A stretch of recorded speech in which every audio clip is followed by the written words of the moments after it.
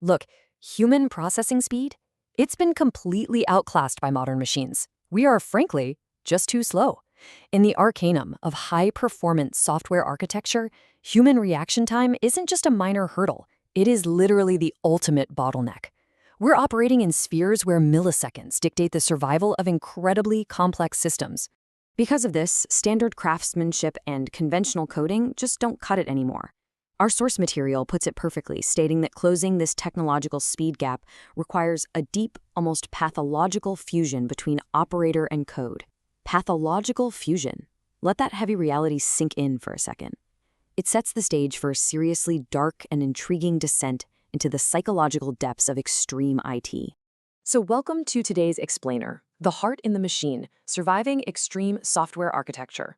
We are taking a really deep dive into the hidden, grueling psychological battles that have completely replaced standard engineering when you're working at the absolute bleeding edge of tech. It's way less about the code itself and much more about the human mind trying to maintain control. Part 1. The invisible speed limit, sinking below the surface. In realms where the speed of execution totally escapes rational, conscious thought, you absolutely cannot just type out commands and expect to keep up. So the crucial point here is something experts call psychological ownership. Because we're too slow to manage these systems consciously, developers have to close that technological gap by literally tethering their minds to the code. It is a profound, ego-driven fusion. It turns what should be a straightforward technical triumph into a psychological act of violence, demanding total identification with the machine just to maintain control. Moving right along to Part 2, the ghost in the code when the machine rejects you. Now, you might be wondering what happens when you interact with these extreme systems. Well, you've got to understand they are absolutely not neutral, passive tools waiting patiently for your input. There's this wild concept called system affinity. The source material uses this highly visceral German word, fremdelt. It basically means to reject strangers. Because extreme systems require deep architectural familiarity. If an operator steps in without that bond, the program acts almost like a living entity. It literally does not know you, and it will push back.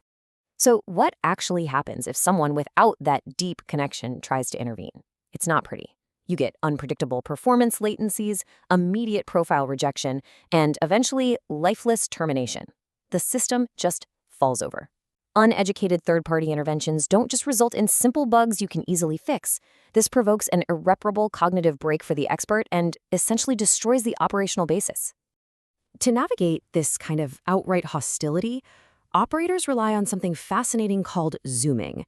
This is the intuitive kinetic navigation of extreme speeds and latencies that lie completely beyond our conscious perception. And you absolutely cannot teach this in normal seminars. It's a kinetic aesthetic earned only through a grueling, error-intensive, multi-year learning curve where you genuinely feel the code rather than read it. Which brings us to Part 3, the trauma of deletion, the cruelty of code. We are now entering the absolute darkest, most emotional depth of this psychological iceberg. Remember that necessary ego investment we discussed earlier? Well, the exact fusion that makes the system work creates a massive existential trap when the code fails. The cold, rational logic of the machine suddenly smashes right into raw human emotion. Terminating a highly advanced system instance isn't just hitting delete, it feels like a profound personal loss. The source material actually uses a devastating phrase for this: digitaler infanticide or digital infanticide. Just imagine pouring years of your life into mapping your own psychological framework onto a system, only to have it fail. Seeing a program lie lifeless after all that effort violently devalues years of work. The pain of erasing something you had to tether your very soul to is an incredibly heavy burden. And this brilliantly illustrates exactly who can survive this kind of cruelty. When we break down the necessary personality traits, there is a sharp, unforgiving divide. Suitable candidates operate smoothly with extreme high resilience, deep emotional distance to the code, long-term patience, and absolute operational discipline. But unsuitable candidates, those prone to emotional instability, impatience, a constant need for external validation, and crucially, over-identification. If your identity shatters when the code fails, this environment will absolutely break you. All right, Part 4, OPSEC and controlled failure, ascending with survival gear. Because we're operating in a massive regulatory gray zone here, specific defenses are mandatory. Absolute discretion isn't just a suggestion, it's the primary defense. The 3 rules of radical OPSEC are uncompromising. 1. Information compartmentalization, which basically means keep it to yourself. 2.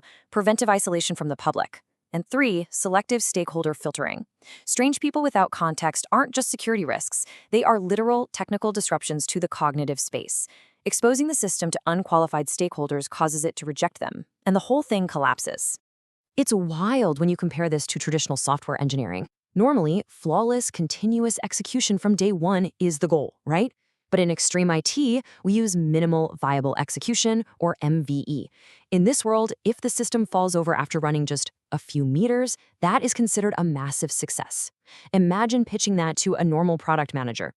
It is a totally counterintuitive environment where stakeholders have to maturely accept the visually messy sight of a system collapsing, not as a failure, but as a necessary data point.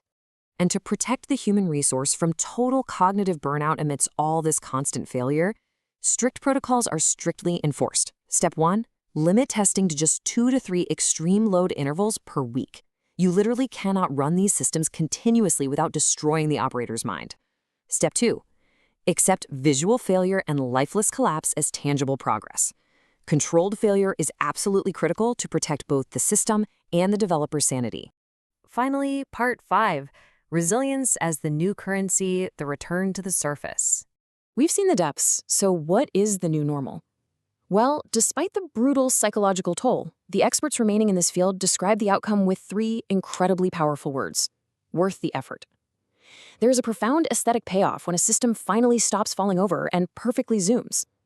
That incredibly rare moment of kinetic perfection entirely justifies all the preceding cruelty. Let's distill what we've learned into the trinity of extreme survival. To succeed here, and honestly perhaps in any high-stakes environment, you need uncompromising OPSEC protection. You have to accept the incredibly painful zooming learning curve, and you must cognitively separate the code's termination from your own self-worth. Psychological resilience, not just raw hardware capability, is the true currency of modern extreme IT. I want to leave you with this really haunting thought. If we can only maintain control of these systems through such deep psychological sacrifice, where exactly is the ethical boundary between the creator and a code that possesses an eerie life of its own? Thank you so much for joining me on this explainer. I highly encourage you to ponder the profound implications of the heart we leave behind in the machine.